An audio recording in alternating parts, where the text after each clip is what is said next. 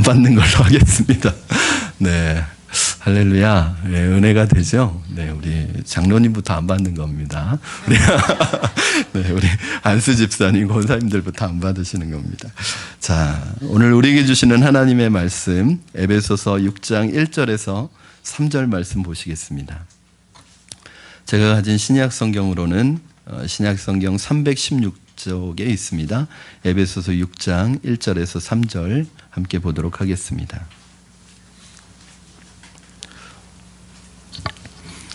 우리 세 절밖에 안 되기 때문에 우리 한 목소리로 1절부터 3절까지 한 목소리로 같이 읽겠습니다.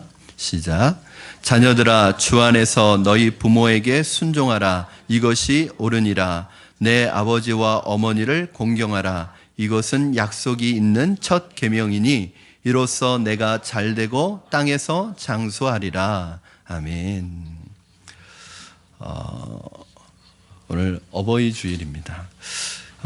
어떤 동물학자가 원숭이의 심리 상태를 실험하기 위해서 한 가지 실험을 하였는데 원숭이 어미와 새끼를 철판 위에 올려놓고 그 밑에서 이렇게 불을 서서히 지피기 시작했답니다. 철판이 조금씩 뜨거워지고 점점 철판이 뜨거워지니까 아마 어미 원숭이가 좀 위기의식을 느꼈던 것 같아요. 그때 보여진 이 어미 원숭이의 태도가 이 동물학자를 깜짝 놀라게 했답니다. 어떻게 했냐면 원숭이가 뒤로 드러눕더니 새끼들을 자기 배 위에 올려놓더랍니다. 그러면서 새끼들을 어떻게 해서든 보호해야 된다는 이 보호 본능이 나타나는 것을 보면서 여러분, 사람이나 동물이나 어미가 자식을 생각하고 부모가 자식을 생각하는 마음은 이것은 하나님께서 본능적으로 그 마음속에 심어주신 마음이 아닌가 생각합니다. 누구한테 배운 게 아니라 누구한테 가르침을 받은 게 아닌데 그 마음속에 이 동물들도 자기 자녀를 아끼고 사랑하고 품고 보호하려는 그 모습은 이건 하나님께서 부모된 자에게, 어미된 자에게, 아비된 자에게 주신 본능적인 모습이 아닌가 생각합니다. 그런데 반대로 자녀가 부모를 공경하고 자녀가 부모를 사랑하는 건 본능과 안 맞고 오히려 훈련이 필요하고 연습이 필요하고 노력이 필요하다는 것을 오늘 본문 말씀에서 알 수 있습니다. 사도 바울은 오늘 본문에서 부모를 공경하라. 내 아버지와 어머니를 공경하라. 이렇게 이것이 약속 있는 첫 계명이다. 왜 부모를 공경하는 것이 바울은 계명으로 말해야 되고 왜 하나님께서는 부모 공경에 대해서 이렇게 계명으로 명령으로 우리에게 주셨을까요? 그리고 다른 명령과 계명과는 달리 유일하게 약속을 주셨어요. 내가 이 땅에서 잘 되고 이 땅에서 장수하리라. 이런 약속을 주셨어요. 여러분 그렇습니다. 부모를 공경하는 것, 이것은 하나님께서 우리에게 주신 명령입니다. 우리에게 주신 계명입니다. 부모 공경을 강조하시는 하나님의 모습을 하나님이 부모님을 공경하는 것에 대해서 얼마나 관심이 많으시고 얼마나 집중하고 계신지 알 수 있습니다. 옛날에 우리나라에 지난번에 제가 설교에도 한번 드렸던 말씀입니다. 이미 여러분 뭐 더 잘 알고 계시는 말씀이죠. 워낙 유명한 말씀인 그 예화니까. 우리나라에 고려장이라는 제도가 있었을 때 아들이 어머니를 이제 연세가 다 연로하신 어머니를 이제 고려장을 하기 위해서 산을 지게에다 어머니를 지고 산을 오르고 있었습니다. 그런데 한참 산길을 올라가는데 아들 뒤에 오는 어머니에게서 좀 이상한 것을 발견했습니다. 무엇이냐면 어머니가 지나가는 길마다 나뭇가지를 다 꺾으시는 거예요, 하나씩. 계속 꺾으시면서 오시길래 어머니가 왜 이렇게 하시나. 그리고 어머니에게 물었답니다. 어머니, 왜 나뭇가지를 자꾸 꺾으세요? 그랬더니 아들의 지게에 엎여있던 어머니께서 하시는 말씀이 아범아, 네가 내려갈 때 길 잃어버릴까 봐 꺾어놓는 거다. 나중에 내려갈 때 이 꺾어놓은 길로 꼭 내려가라. 아들이 죽음을 앞두고서도 버려지는 상황에서도 자식을 사랑하는 그 어머님의 마음에 큰 감동을 얻고 이런 어머니를 내가 어떻게 산에다 버려두고 오느냐. 그대로 모시고 와서 잘 봉양했다는 얘기를 우리는 이미 잘 알고 있습니다. 여러분 이것이 부모님의 마음 아닐까 생각합니다. 자기의 죽음 앞에서도 자기의 고통 앞에서도 자기의 고통과 죽음보다는 부모님, 아들을, 자식을 생각하는 것이 바로 부모님의 마음이 아닐까. 이것이 모든 부모님의 마음이 아닐까 생각합니다. 오늘은 우리 교회 어버이 주일, 부모님 주일로 지키는 날입니다. 우리가 이렇게 훌륭한 사람이 된 것은, 우리가 이렇게 오늘 성장한 것은 부모님이 계셨기 때문입니다. 우리가 늘 부모님에게, 교회 어른들에게 감사해야 될 이유는 무엇이냐면 바로 그분들 때문에 오늘 우리가 존재하고 있고 그분들의 사랑으로 오늘 우리가 이렇게 단단히 서 있기 때문입니다. 만약에 그분들이 계시지 않았으면 오늘 이 자리에 있을 분들은 한 분도 계시지 않을 것입니다. 부모님께서 우리를 위해 해주신 것을 당연한 것으로 여러분 생각하시면 안 됩니다. 세상에서 아무리 똑똑하고 유능하고 성공한 사람이라고 할지라도 부모 없이 이 세상에 온 사람은 아무도 없습니다. 요즘에는 뭐 복제 양도 있고 복제해서 소도 만들고 하지만 아직 복제 인간은 없습니다. 그러므로 모든 인간은 다 부모님이 계신 거예요. 부모님 때문에 우리가 이 땅에 살고 있습니다. 우리가 이 세상에 사람으로 태어나 한평생 산다는 건 너무나 큰 축복인데 특히 믿음 안에서 하나님을 알고 믿음으로 살아간다는 것은 말할 수 없는 축복입니다. 모든 복을 우리는 부모님으로부터 하나님으로부터 받게 되었습니다. 부모님께 감사드려야 하는 것은 부모님이 없다면 우리는 생길 수도 없었고 어렸을 때 부모님이 헌신적으로 키워주시고 길러주시고 지켜주지 않았다면 우리는 살 수도 없습니다. 여러분 동물들은요 낳자마자 어떤 것은 3일 만에 걷는 애들도 있습니다. 뭐 일주일 안에 다 대부분 걷습니다. 그런데 인간만은 1년이라는 시간 동안 이 걷지를 못하는 얼마나 더 많은 부모의 보호와 얼마나 더 많은 부모의 돌봄이 필요한지 모릅니다. 그렇게 해서 우리 부모님들이 우리를 키웠습니다. 우리 인생 100%가 부모님께 사랑의 빚을 지고 있는 것입니다. 그런데 현실적으로 보면 우리가 살아가는 시대는 부모님들에게는 위기의 시대를 맞이했습니다. 왜냐하면 이 세상 자체가 너무 빨리 지나가고 너무 급박하게 변화되어지고 있고 이 변화에 부모님들이 빨리 따라가지 못하고 있고 부모님들이 노인들께서 설 자리가 점점 없어집니다. 내가 하던 일에서 그 직장에서 은퇴하는 시기는 점점 빨라지는데 자식들의 교육기간은 점점 늘어나고 예전에는 고등학교만 나와도 자기 밥벌이하고 살았는데 예전에는 어느 정도만 키워주면 자기가 알아서 자기 인생을 살았는데 이제는 고등학교가 뭡니까? 대학교 나와도 보호가 필요하고 이제는 대학교만 가는 게 아니라 요즘엔 취직이 안 되니까 대학원까지 가야 돼. 공부를 하고 싶어서 대학원 가는 게 아니라 대학 졸업하고 나가면 취직이 안 되니까 대학원을 또 가야 돼.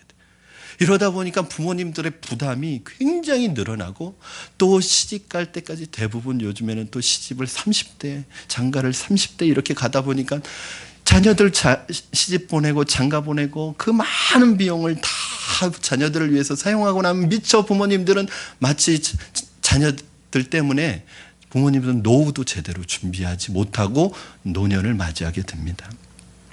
우리나라의 노년층이 증가하면서 일손은 낳는데 계속 살아야 하니까 경제적으로 자식들에게 의지하는 부모님들이 많아지게 되고 노인층이 많아지다 보니까 이제는 치매라는 이 질병이 뭐 특별한 예전에는 특별한 어떤 특이한 분의 특별한 어떤 것이고 흔한 것이 아니었는데 이제는 치매라는 질병이 굉장히 보편화된 질병이 되어가고 있습니다.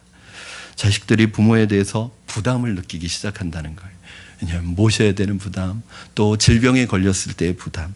어떤 집에서는 형제들끼리 부모를 서로 모시지 않으려고 미루기도 하고 또 다투기도 하는 이런 좋지 못한 모습을 봅니다.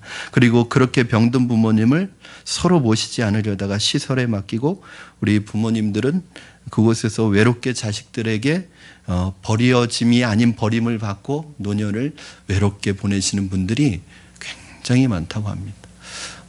나라에서 추산하기로는 한 해에 1000명 이상의 이 부모님들이 죄송합니다. 버려진다는 표현이 아니라 그렇게 자식들의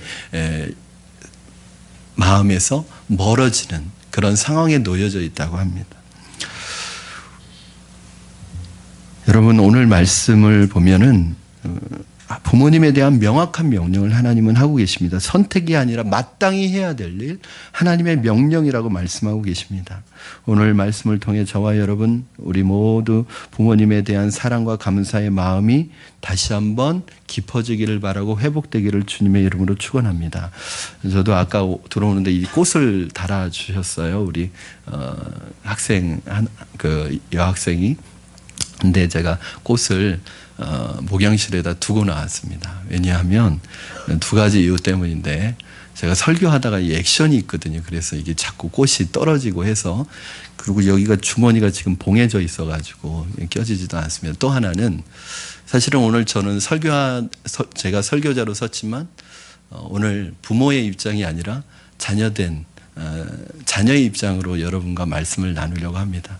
그리고 아마 이 자리에 계신 분들도 부모님의 입장이기보다는 대부분 자녀의 입장에서 이 말씀을 들어야 되지 않을까 하는 마음이 있습니다. 그래서 여러분 내년에는요, 올해는 40대 이상 되시는 분에게 다 꽃을 꽂아드렸어요. 근데 내년에는 50대 이상은 되셔야 꽃을 꽂아드려야 될 것 같습니다. 왜냐하면 우리가 오늘 부모의 입장보다는 자녀의 입장으로 예배드리기 때문에, 사실은 제가 먼저 섬기던 교회에서는 65세 이상 되시는 분들만 카네이션을 꽂아드렸어요. 그런데 우리 교회는 그렇게 하면 두 분밖에 꽂을 분이 안 계셔요. 이게 고민입니다. 그래서 어버이날인데 카네이션을 두 분만 꽂고 계신다. 그래서 고민하다가 40대 이상 그랬지만, 내년에는 여러분 40대 분들은 꽂아드리지 않아도 서운해하시지 마시기 바랍니다. 우리 50대부터 꽂아드리도록 하겠습니다. 제가 우리 교회의 참 고민이 행복한 고민이면서 고민이 뭐냐면, 성도님들의 90%가 30, 40대 젊은 부부들과 청년들이라는 거예요. 60대 이상 되시는 분 두 분 계십니다. 50대 이상 되시는 분 한 4분? 6분 정도 계십니다. 그러다 보니까 전에 우리 교회에 67세 되시는 성도님이 계셨는데 친구가 없어서 외롭다고 할머니 많은 교회로 가셨어요. 그래서 제 고민이에요. 이렇게 연세 드신 우리 부모님 세대가 같이 교회에 있었으면 좋겠는데, 이렇게 오셨을 때 이 교회는 다 젊은 사람들만 있네. 그러고 가시는 것이 마음이 아픈 거예요. 그래서 제일 좋은 방법은 여러분이 부모님들 빨리 전도하십시오. 그래서 저희 교회가 젊은 세대와 부모님 세대가 함께 어우러지는, 그리고 다음 세대가 함께 어우러지는 그런 교회가 됐으면 좋겠습니다. 그리고 또 하나는 올해 잘 준비하고 기도해서 내년에 실버 대학을 할까 지금 그 생각을 하고 있어요. 어떻게든 우리 부모님들을 교회 안으로 좀 모셔드리고 싶어요. 그래서 교회가 사실은 아직 규모는 작지만 정말 좀 내실 있게 준비해서, 이 주변에 어르신들이 굉장히 많으셔요. 그래서 그 어르신들이 교회에 올 만한 좀 거리를 만들어서 그분들을 좀 섬길 수 있는, 그러려면 좀 스텝도 필요하고 도우미들도 필요하고 이런 준비가 좀 필요합니다. 그래서 내년 어버이날에는 정말 우리 자녀 세대와 다음 세대와 부모님 세대가 함께 어버이날을 풍성하게 지켰으면 좋겠습니다. 그래서 40대, 50대도 순서가 오지 않도록 이렇게 카네이션을 꽂아드리는 그런 일이 있었으면 좋겠습니다. 특별히 여러분, 우리 부모님들을 오늘 생각할 때 오늘 하나님께서 주시는 계명 3가지 여러분과 나누도록 하겠습니다. 첫 번째, 하나님께서 부모님을 모셔야 되는 우리에게 주시는 계명은 부모를 공경하라는 것입니다. 우리 2절 말씀 같이 읽겠습니다. 시작. 내 아버지와 어머니를 공경하라. 이것은 약속이 있는 첫 계명이니. 이 말씀, 에베소서 6장 2절 말씀은 원래는 출애굽기 20장 12절 말씀을 인용한 말씀입니다. 여러분 잘 알고 계시듯이 출애굽기 20장은 10계명을 기록하고 있는 부분입니다. 그 중에서 5계명, 내 부모를 공경하라 라고 말씀하고 있습니다. 그런데 왜 부모를 공경하라는 것이 약속이 있는 첫 번째 계명일까요? 여러분 잘 알고 계시듯이 1계명부터 4계명까지는 하나님을 어떻게 섬길 것인지, 하나님을 어떻게 사랑할 것인지에 대한 계명이고요. 5계명부터 10계명까지는 인간을 어떻게 사랑할 것인지, 인간을 어떻게 섬길 것인지에 대한 계명입니다. 하나님을 섬기는 것에 대한 계명이 끝나자마자 가장 첫 번째로 나오는 계명이 뭐냐면 내 부모를 공경하라. 이것만 봐도 하나님께서 부모님을 섬기고 부모님을 공경하는 것에 대해서 얼마나 관심이 많은지 알 수 있습니다. 여러분, 우리가 생각할 때 하나님께서 그 백성들에게 계명을 주신다면 첫 번째가 열정적으로 예배해라. 너희들 나쁜 짓 하지 말아라. 뭐 여러 가지 얘기하실 수 있는데 왜 하나님께서 백성들에게 계명을 주실 때 부모를 공경하는 게 첫 번째 계명으로 주셨을까요?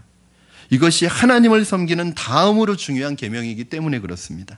하나님께서는 그만큼 부모님을 공경하는 사람에 대한 특별한 사랑과 관심을 가지고 계십니다. 왜냐하면 하나님이 우리의 아버지이시기 때문에 그렇습니다. 부모님을 공경하는 것은 다른 의미에서는 하나님을 공경하는 것과 똑같이 보신다는 거예요. 부모님을 거역하는 것은 하나님을 거역하는 것과 똑같이 보신다는 거예요. 부모님의 권위는 하나님이 세워주신 권위이기 때문에 부모님을 공경하는 건 누구 다음으로 중요하냐면 하나님을 섬기는 것 다음으로 중요하고 하나님을 섬기는 것만큼 중요하다는 거예요. 사실은 저는 요즘에 발견하는 것은 약속 있는 첫 계명이니 이것이 인간에게 주신 계명 중에서 첫 번째 약속 있는 계명이라고 저는 그동안 말씀을 묵상해 왔는데 지금 10계명을 전체적으로 보면요. 1계명부터 하나님에 대한 계명부터 인간에 대한 10계명까지 전체를 볼 때도 약속이 없어요. 하나님 1계명부터 4계명까지도 약속이 없습니다. 축복의 약속이 없습니다. 그런데 유일하게 이 부모를 공경하라는 계명에만 약속이 있는 거예요. 그래서 첫 번째 계명이 아니라 사실은 약속 있는 첫 계명이 아니라 약속 있는 유일한 계명입니다. 왜 하나님은 부모 공경을 이렇게까지 중요하게 생각하실까? 이 부분이 무너지면 가정이 무너집니다. 가정이 무너지면 사회가 무너집니다. 오늘날 우리 사회의 모든 문제는 여러분 가정 문제라고 생각하시면 됩니다. 여러분, 우리 교회가 가정을 지켜야 되는 이유가 여기 있습니다. 지금 사회 현상 많이 나타나죠. 뭐 사이코패스, 뭐 이상한 사회 문제들이 굉장히 많이 나타납니다. 그럼 경찰력을 많이 동원하고 더 많이 경찰들을 풀면은 그 문제가 해결되나요? 사회학자들도 이 문제를 분석은 하는데 대안이 없는 거예요. 그럼 대안은 있습니다. 가정이 살면 교회가 살고, 가정이 살면 사회가 살고, 가정이 살면 모든 게 다 삽니다. 지금 일어나는 문제는 다 근본으로 돌아가 보세요. 다 가정의 문제입니다. 부모 세대의 문제고, 자녀 세대의 문제고, 부모 세대와 자녀 세대가 하나 되지 못하고 하나 사랑하지 못하는 문제고, 부부 사이의 문제고. 여기에서 부모님을 공경한다라고 말할 때 여러분, 이 공경한다는 뜻이 무슨 뜻일까요? 존경한다는 뜻일까요? 존경한다는 뜻과 공경한다는 뜻은 굉장히 다른 뜻입니다. 오히려 공경한다는 뜻이 더 범위가 큰 거죠. 왜냐하면 여러분, 존경한다는 말은 상대방이 존경할 만하기 때문에 존경하는 거예요. 상대방이 그분이 인격이 높고 학식이 높고 뭔가 우리가 존경할 만한 것이 있을 때 그분을 대하는 태도가 뭐냐면 존경하는 것입니다.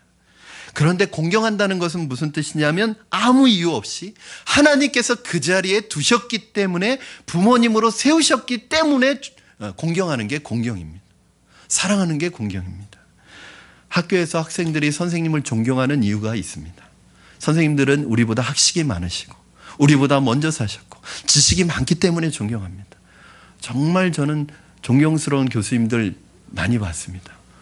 너무너무 존경할 정도로 학식이 풍부하신 교수님들 많이 봤습니다.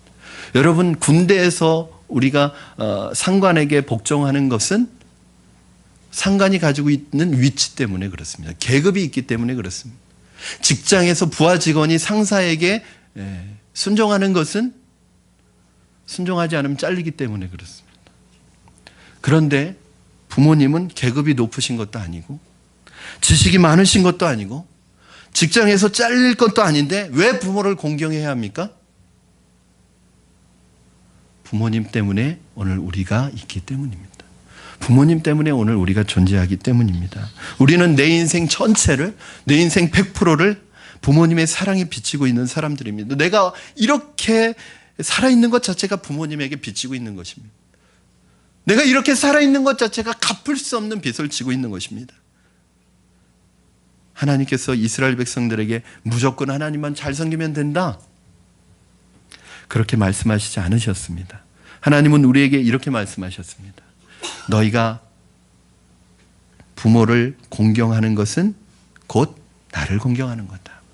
너희가 하나님을 잘 믿는다는 것은 뭐냐? 부모를 잘 섬기고 공경하는 거다. 부모를 공경하는데, 즉 부모가 공경받는데 어떤 조건이나 이유를 달고 있지 않습니다. 부모가 이렇게 할 때만 부모를 공경해라, 이런 것이 없습니다. 부모가 인격적이고 너에게 잘해주고 너에게 재산을 많이 물려줬기 때문에 너는 공경해라, 이런 말이 하나도 없습니다. 부모님이기 때문에 공경하라고 말씀하고 있습니다. 자식이 부모를 공경하고 효도하는 모습을 보면 저는 그게 참 제일 아름다운 모습 같습니다. 부모님을 여러분 TV에서 보신 적 있으세요? 90된 어머니를 70 가까이 되는 이 아들이 업고 다니는 거예요. 제가 볼 때는 그분도 할아버지신데 더 연세 많으신 그 어머니를 업고 다녀요. 그리고 그 아들이 일하러 나가서 어머니를 그렇게 섬기는데, 일하러 나갈 때 꼭 아들에게 당부하는 말이 있어요. 얘야, 차 조심해라. 70된 할아버지 아들을 향해서.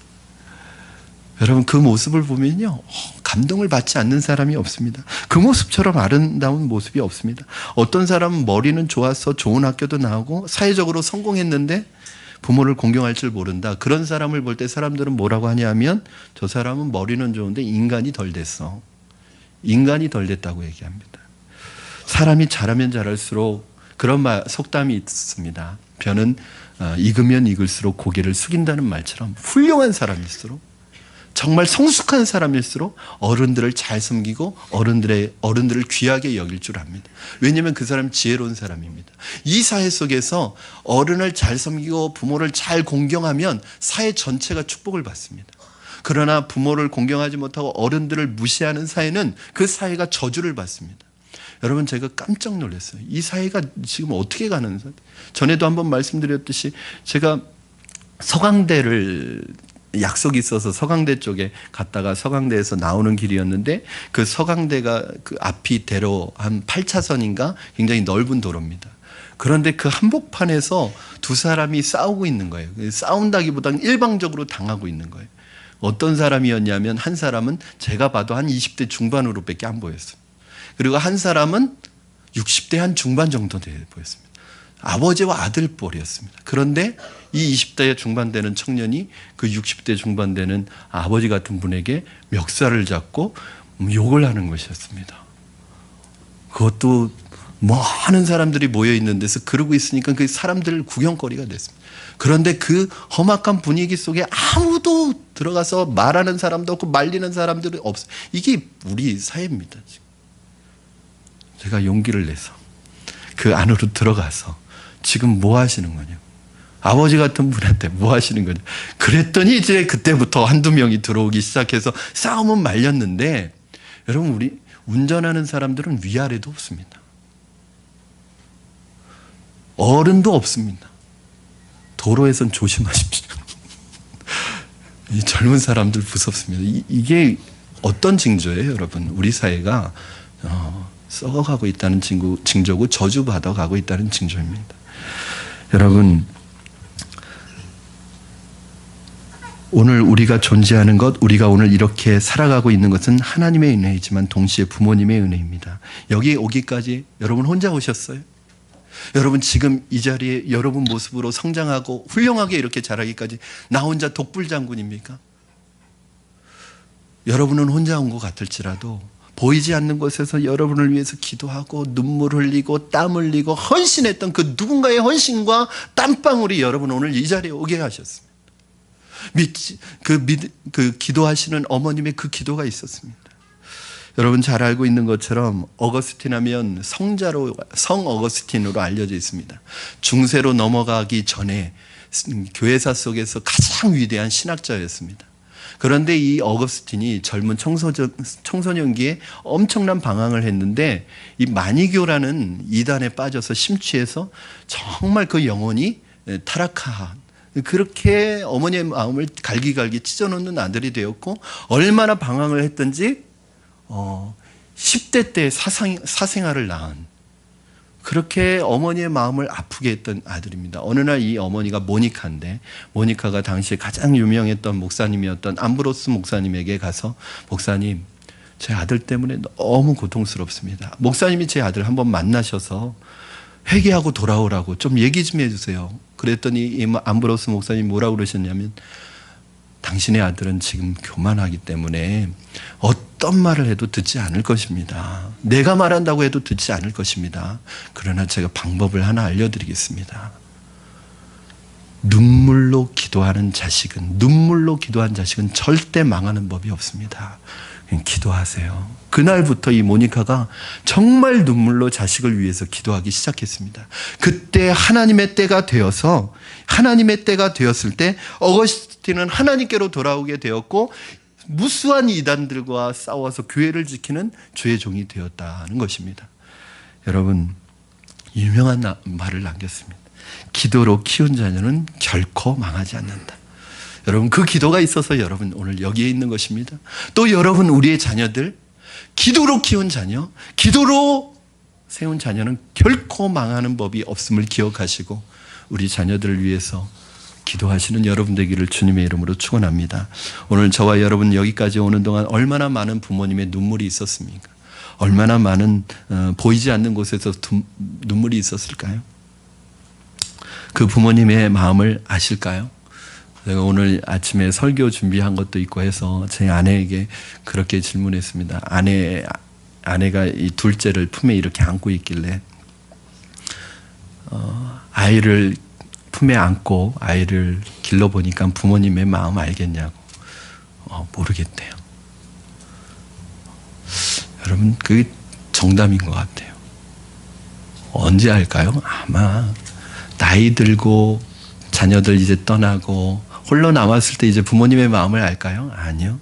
아마 주님 앞에 가는 그날까지 부모님의 마음을 온전히 이해하는 사람은 한 사람도 없을 것입니다. 자녀 키우느라고 이제 막 잠 못 자고 막 기저귀 갈고, 이거보다 여러분 그거 가지고는 아직 멀은 거죠.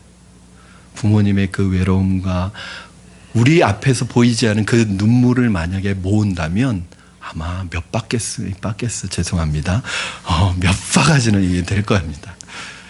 여러분, 열이 올라 아플 때 함께 잠을 자지 못하고 수많은 밤을 새우셨고, 부모님은 수없이 우리의 똥기저귀를 갈아주시고 그 똥을 더럽다고 생각하신 적 한 번도 없습니다. 어떤 옛날 우리 할머니들은 똥을 맛도 보셨대요. 얘가 건강한지 아닌지. 그 똥이, 이 기저귀 치우다가 여러분 손에 우리 애기들 똥 묻으면 더러워, 이거 빨리 가서 씻어야지 그러세요? 깜짝 놀랐습니다. 제 아내가 똥을 묻히고도 더러워하지 않는 것을 보고. 이게 부모님 마음입니다. 그런데 그렇게 우리를 키우시고 그런 사랑을 받으면서 자랐는데, 이제 부모님이 치매에 걸려서 대소변 못 가리면 부모님 더럽다고 합니다. 부모님은 우리를 키우면서 한 번도 우리를 부끄러워하신 적이 없습니다. 오히려 내 아들이 내 딸이 다른 집 아이들에게 눈치 볼까 봐 없는 살림에도 불구하고 모든 것을 다 부족함 없이 키워주셨는데, 그런데 우리는 이제 부모님 늙고 병들고 치매 걸리시면 부모님을 부끄러워합니다. 부모님은 삶을 바쳐서, 젊음을 바쳐서, 인생을 바쳐서 오로지 자녀를 위해 헌신하셨는데, 이제 자녀들은 부모님을 위해 돈 들어가는 것 아까워서 부모님을 짐스러워하고 마침내는 버려지는 부모님들이 있다는 것이 우리 사회의, 우리 시대의 자화상입니다. 제가 봐도 제 자신이 부모님을 대하는 모습과 자녀를 대하는 모습이 굉장히 이중적인 잣대를 가지고 있다는 것을 많이 느낍니다. 자녀가 원하는 것은, 우리 부모님들이 그런 마음이 있을 거예요. 자녀가 원하는 것은 아무리 비싸도 다 사주고 싶은 마음이 있을 거예요. 그런데 부모님이 드시고 싶어 하시는 것이나 원하시는 것에 돈 쓰는 것은 그렇게 아까울 수가 없습니다. 자녀가 아프다고 하면 아마 집을 팔아서라도, 내 생명과 맞바꿔서라도, 내 재산 다 팔아서라도 그 병 고쳐주려고 할 것입니다. 그러나 부모님이 아프시다고 하면, 부모님이 편찮으시다고 하면 얼마나 돈 돌아갈까 고민하고 계산기 두드리는 것이 우리의 모습은 아닌가 모르겠습니다.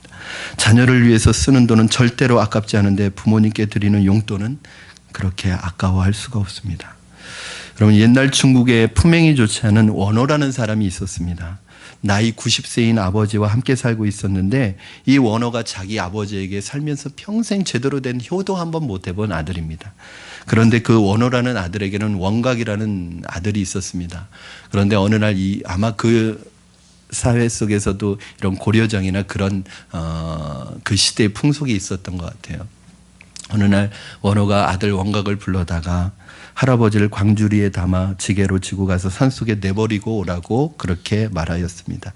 원각은 아버지의 명령이니까 거역할 수가 없어서 할아버지를 광주리에 앉혀서 지게에 지고 깊은 산속에 버려두고 지게를 짊어지고 광주를 가지고 집으로 내려왔습니다.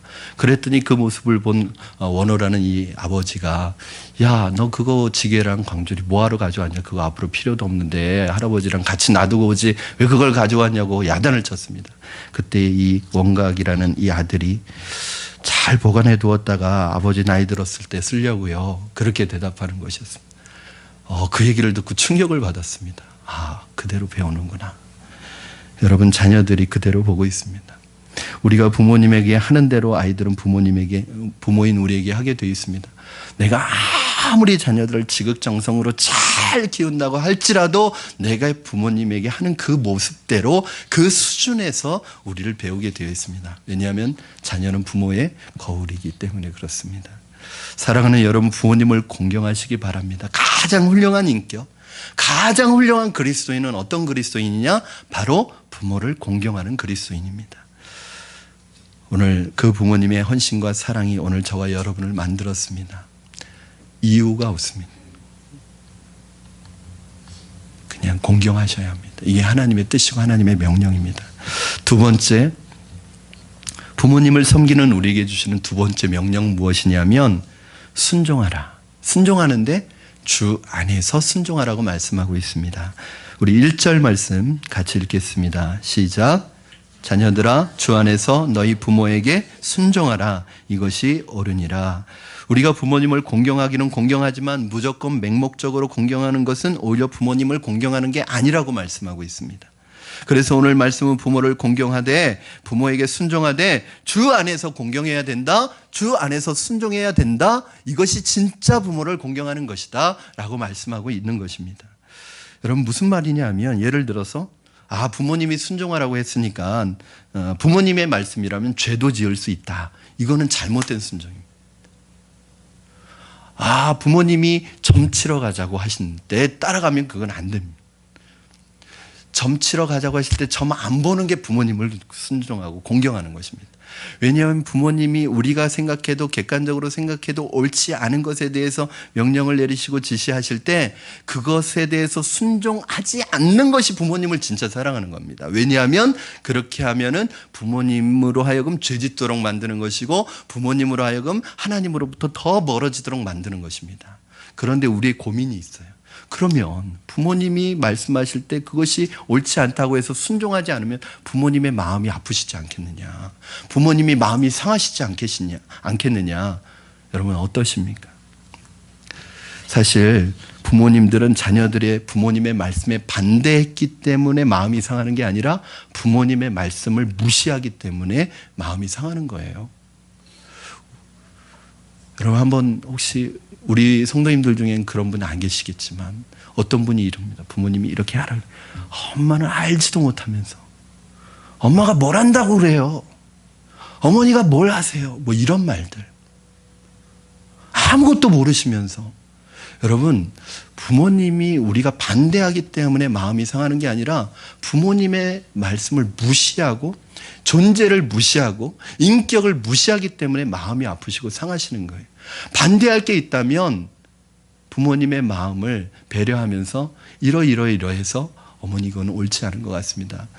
부모님을 설득하고 부모님을 기다려드리고 인내를 가지고 부모님에게 말씀을 드리면 부모님들이 대부분 그거 다 이해하십니다. 나중에 들어보니까 그래 네 말이 맞는 것 같구나. 근데 그 앞에서 같이 싸울 때 보면 누가 부모고 누가 자녀인지 잘 모르겠습니다.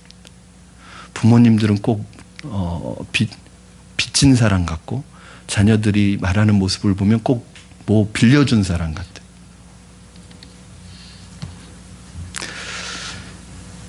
부모님의 뜻과 나의 뜻이 일치되지 않을 때 부모님의 뜻을 따르십시오. 그러나 부모님의 뜻이지만 객관적으로 봐도 옳지 않은 것을 말씀하실 때, 하나님이 기뻐하시지 않은 것을 말씀하실 때 부모님을 설득해 나가는 것이 굉장히 중요합니다. 그러면 부모님도 인정해 주시고 받아주시게 되어 있습니다.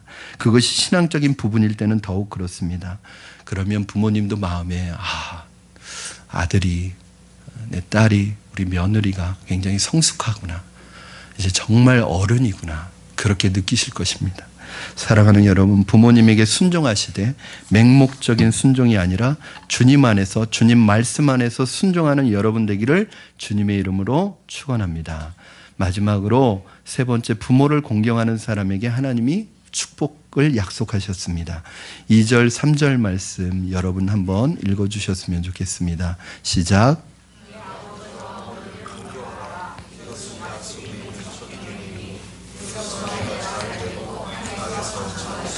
아멘. 본문 말씀이 인용된 10계명, 5계명을 나타내고 있는 출애굽기 20장 12절 말씀도 한번 띄워주시기 바랍니다. 여러분 한번 에베소서 6장 2절 3절 말씀과 출애굽기 20장 12절 말씀을 비교해서 한번 읽어주시기 바랍니다. 시작. 내 부모를 공경하라. 그리하면 내 하나님 여호와가 내게 준 땅에서 내 생명이 길리라. 아멘.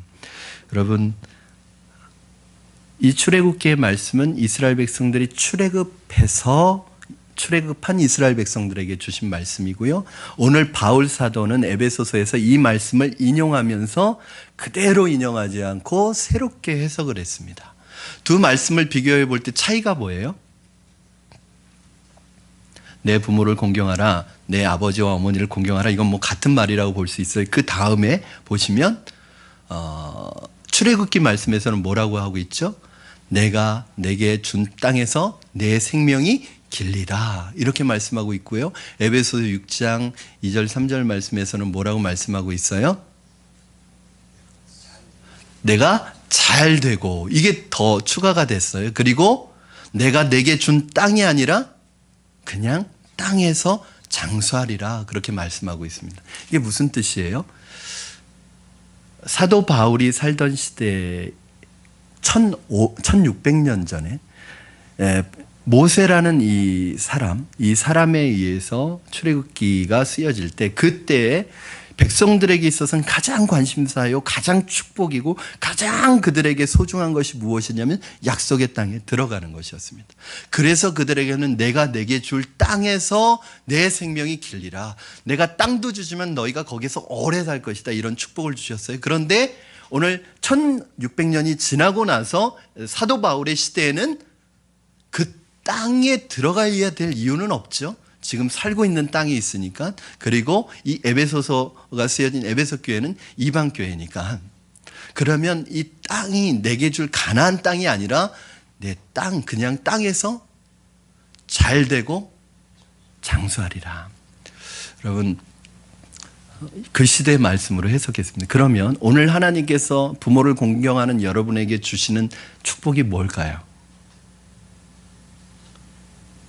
부모님을 공경하면 오래 사시기 바랍니다. 어떤 분, 제가 이제 설교를 준비하면서 여러분의 글을 읽어봤는데 어떤 분은 이렇게 쓰여 있더라고요. 막 요즘 사람들 건강 오래 살려고 좋은 거 먹고 운동도 하지만 제일 좋은 방법은 부모님을 공경해라, 이렇게 얘기하시는 분도 있지만 저는 이 부분을 좀 다르게 해석하고 싶어요. 부모님을 공경해도 일찍 부름을 받을 수 있잖아요. 그러니까 그 땅과 그 생명이라는 것이 그 시대에 가장 그들의 소중한 가치였다고 한다면 그것을 주시겠다는 거죠. 그러면 오늘날 우리가 살아가는 시대에 우리에게 있어서 가장 소중한 가치, 하나님이 보실 때 가장 소중한 축복이 무엇일까요? 그건 모르죠. 사람마다 다를 테니까. 오늘 그 축복을 하나님이 여러분에게 주실 줄로 믿습니다. 신령한 복을 더하여 주시고 땅에 기름진 복을 여러분에게 더하여 주실 줄로 믿습니다. 여러분, 만약에 부모가 돈이 많으면 자식들은 서로 부모를 모시려고 할 것입니다.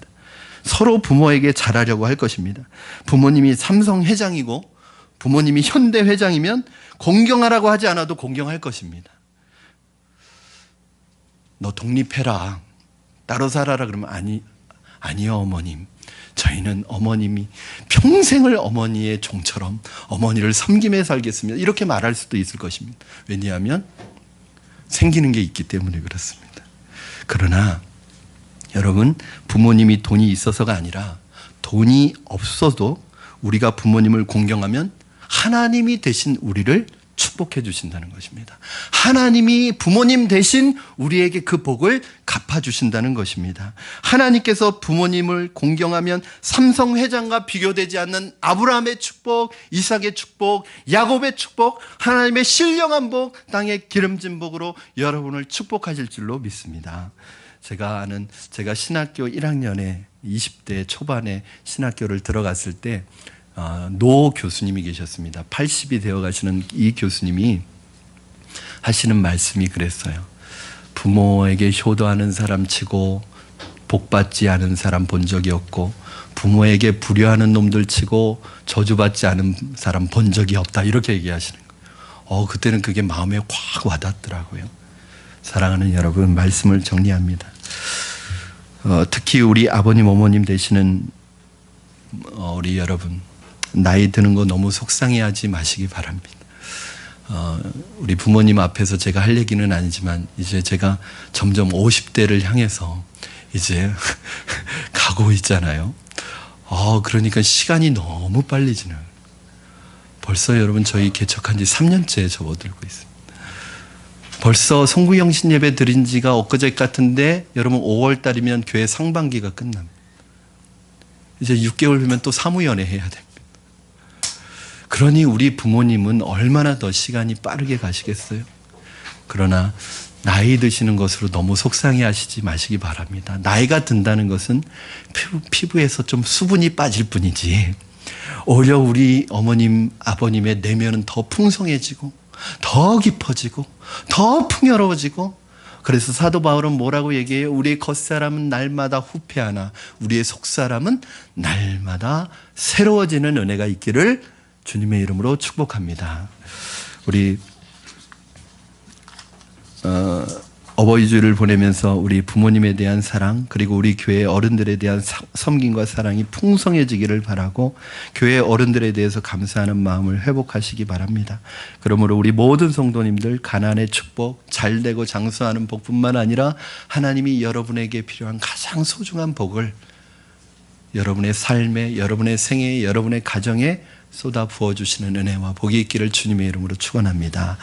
오늘 우리 어버이 주일인데 우리 함께 찬송가에 있는 어버이 주일 찬송했으면 좋겠습니다. 참 이상한 것은, 우리 아버지들에게 죄송한 것은, 거의 모든 어버이날 노래는요 어머니밖에 없어요. 그래서 좀 서운하시더라도 우리 부르시는 분들도 어머님뿐만 아니라 부모님을 향해서 드리는 마음으로, 우리 받으시는 아버님 계시다면 좀 서운하시더라도 부모에게 하는 노래라고 생각하고 함께 이 찬양 불렀으면 좋겠습니다. 찬송가 579장 어머니의 넓은 사랑 함께 찬양합니다.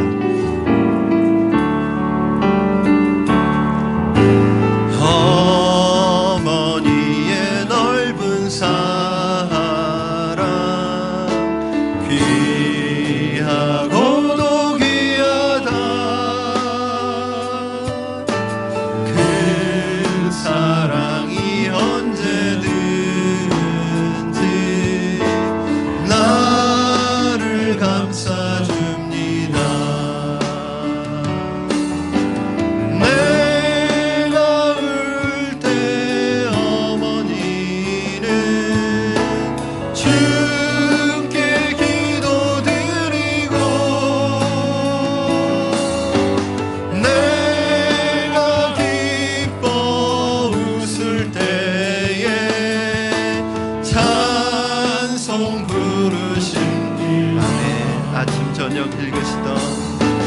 아침 저녁 읽으시던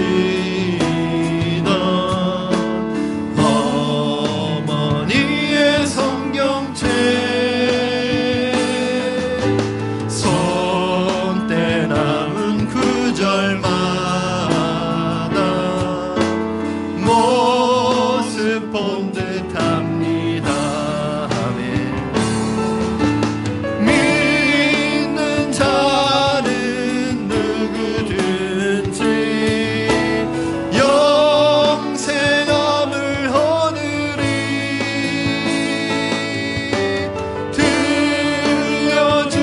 들려주신 귀한 말씀 그대 힘이 됩니다. 홀로 누워 괴로울 때, 헤매다가 지칠 때 부르시던 찬송 소리 귀에 살아옵니다. 반석에서 샘물 나고 밤무지어 꽃피니 예수님과 동행하면 두려울 것 없어라. 온유하고 겸손하며 올바르고 굳세게 어머니의 뜻 받들어 보람있게 살리라. 풍파많은 세상에서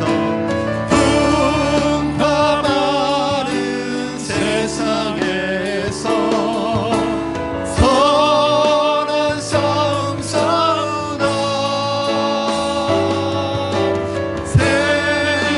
생명신에 흐르는 곳 길이 함께 살리라. 아멘. 이 시간에 우리 오늘 주신 말씀 붙들고 우리 합심해서 같이 기도하셨으면 좋겠습니다.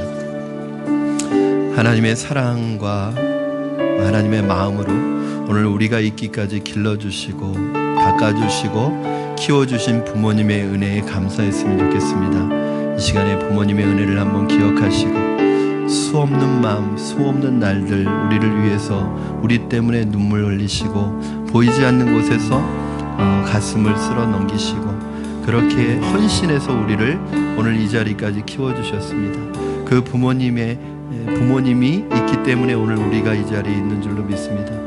부모님에 대해서 살아생전 부모님께서 주님 앞에 부르심을 받는 그날까지 주님 하나님의 마음으로 하나님의 심령으로 심정으로 순종하고 공경하게 하여 주시옵소서. 공경과 사랑으로 섬기겠습니다. 하나님을 섬기는 마음으로 섬기겠습니다.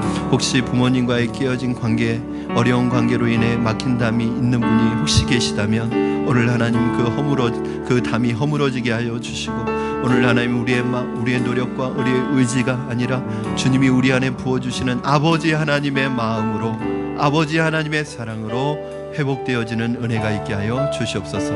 우리 한번 부모님을 기억하시면서 부모님을 축복했으면 좋겠습니다. 우리 어머니 아버지를 축복했으면 좋겠습니다. 하나님 주님 앞에 가시는 그날까지 정말 주님이 주시는 영적 부요함과 풍성함과 건강과 행복을 누리게 하여 주시옵소서. 우리 한번 같이 합심하여 기도하시겠습니다. 주님, 우리 아버지 어머니를 축복하여 주시옵소서.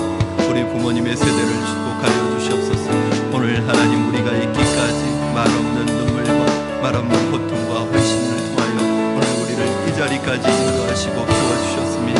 아버지 하나님, 보이지 않는 곳에서 그 수없이 흘린 눈물, 그 수없이 지낸 밤들 하나님 지나놓고 보면 아무것도 아니었던 것 같지만 하나님 우리는 기억이 나지 않지만 그 부모님의 눈물과 기도와 그 부모님의 사랑이 있어서 그 부모님의 헌신과 인내가 있어서 오늘 우리가 이 자리에 있는 줄로 믿습니다. 우리 부모님들을 축복하여 주시옵소서. 이 땅 살아가는 동안에 하나님 건강의 은혜를 더하여 주시고 영적인 부여함을 더하여 주시고 하나님 연세가 드실수록 주님 앞에 더 가까이 가게 하시고 주님으로 인하여 행복한 삶을 살아가게 하여 주시고 주님 안에서 진정한 인생의 행복을 맛보고 누리시는 우리 부모님들 될 수 있도록 축복하여 주시옵소서. 이제 더 이상 자녀 때문에 하나님 아버지 우리 때문에 마음 아파하시고 고통스러워 하시는 일 없도록 하나님 부모님 살아생전에 마음을 다하여 정성을 다하여 모실 수 있도록 우리의 마음을 하나님께서 주님의 마음으로 풍성하게 채워 주시옵소서. 혹시 부모님과 하나님 또한 하나님 아버지 부모님의 세대와 하나님 막힌 담이 있는 하나님 분들이 오늘 이 자리에 있다면 그 막힌 담 허물어 주시고 관계가 회복되게 하여 주시고 은혜의 관계가 회복되게 하여 주시고 오늘 하나님 아버지 주님이 주시는 하나님 평화로 그 마음의 담이 다 무너지게 하여 주시옵소서. 관계가 회복되게 하여 주시옵소서. 축복하여 주시옵소서. 인도하여 주시옵소서. 살아계신 하나님 아버지, 우리에게 부모님을 허락하여 주셔서 오늘 우리가 이렇게 하나님 앞에서 예수 그리스도를 믿고 아름답게 한 사람의 신앙인으로서, 한 사람의 사회인으로서, 한 사람의 사람으로, 인간으로 살아갈 수 있도록 하나님 인도하신 것 감사합니다. 하나님, 우리는 부모님의 마음을 다 알 수 없지만 하나님 그 마음 알 수 있도록, 이해할 수 있도록, 깨달을 수 있도록 하나님께서 우리의 마음을 움직여 주셔서 하나님 살아생전에 부모님을 정성으로 모실 수 있게 하여 주시고, 부모님이 무엇을 해주셨기 때문이 아니라, 부모님이 어떤 이유가 있기 때문이 아니라 하나님의 명령에 따라 부모님을 순종할 수 있는 마음을 허락하여 주시옵소서. 하나님, 부모님을 마음과 중심으로 섬길 때 부모님을 통하여 하나님 아버지 허락하여 주시는 축복의 통로를 통하여 허락하여 주시는 놀라운 복이 우리 부모님과 우리 가정과 우리 자녀들의 세대와 우리 교회 위에 풍성하게 임하게 하여 주시옵소서. 감사하며 예수님의 이름으로 기도드립니다. 아멘.